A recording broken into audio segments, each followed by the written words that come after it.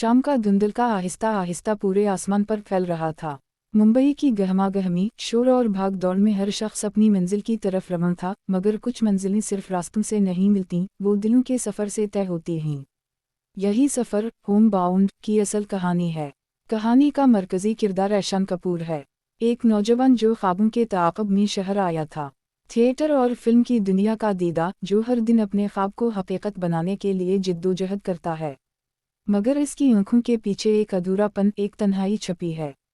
वो अपनी कामयाबी के करीब है, मगर दिल में घर की कमी महसूस करता है। वो बचपन के आंगन, माँ की दुआओं और बाप की नसीहतों को याद करता है। उसी सफ़र में ऐशान की मुलाकात जन्नू कपूर से होती है। जन्नू एक आज़ाद ख्याल, खुदमुख्तार और हसास लड़की है। वो फनकार है मगर अपने जज्बात में गहरी। इसने दुनिया को करीब से देखा है, दिखा और खुशी के रंगों को महसूस किया है। जन्नू की शख्सियत ऐशान के खालीपन को भरती है। दोनों के दरमियान एक खामोश रिश्ता बनता है, जिसमें लफ्ज़ कम मगर एहसासात ज़्यादा हैं। कहानी में एक और अहम किरदार नेताज जी हैं। वो दोनों के लिए एक रहनुमा और बुजुर्ग की हैसियत रखते हैं। नेताज जी की शख्सियत में एक ठहराव है, एक तजुर्बा है जो ज़िंदगी की तलखीम से निखरा है। वो दोनों को ये सिखाता है कि असल सफ़र कामयाबी या शोहरत का नहीं बल्कि घर, अपनों और अपने आप को ढूंढने का है। कहानी का मोड़ उस वक्त आता है जब ऐशान को अपनी ज़िंदगी का सबसे बड़ा मौका मिलता है। एक बड़ी फिल्म में काम करने का कॉन्ट्रैक्ट। सब कुछ ख्वाब जैसा लगता है, मगर उसी वक्त उसे अपनी बीमार मां की खबर मिलती है। मां जो बरसों से उसका इंतज़ार कर रही थी, अब ज़िंदगी और मौत के बीच झूल रही है।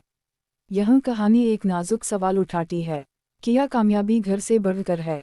क्या ख्वाब अपने माँ बाप की कुर्बानियों से ज़्यादा कीमती हैं? जन्नू इसे समझाती है कि इंसान की असल पहचान इसके रिश्तों में है।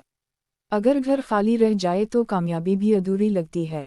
नेताज जी उसे बताते हैं कि बेटा, सफ़र वही मुकम्मल होता है जो हमें वापस अपने घर तक ले आए। ऐशान एक मुश्किल फैसला करता है। वो कॉन्ट्रैक्ट छोड़कर अपनी मां के पास लौटता है। मां के आखिरी लम्हों में वो इसके साथ खड़ा होता है। आंखों में आंसू हैं मगर दिल में सुकून कि वो वक्त पर घर पहुंच गया। कहानी का इख्तिताम इस मंजर पर होता है जहां ऐशान मां की कब्र पर फूल चढ़ाता है और जन्नू इसके साथ खड़ी है। नेताज जी दूर से देखकर मुस्कुराते हैं, जैसे कह रहे हूं कि अब ये सफ़र मुकम्मल हुआ। ऐशान को एहसास होता है कि असल होम बाउंड वो लम्हा है जब इंसान अपने दिल के रिश्तों से जड़ जाए। ये कहानी सिर्फ एक फनकार की नहीं बल्कि हर उस शख्स की है जो ख्वाबों की दौड़ में घर, अपनों और असल सुकून को भूल जाता है। होम बाउंड हमें याद दिलाती है कि दुनिया के सबसे बड़े ख्वाब भी इस वक्त तक अधूरे हैं जब तक हम अपने घर, अपने वालिदैन और अपनी जड़ों को ना पहचान लें।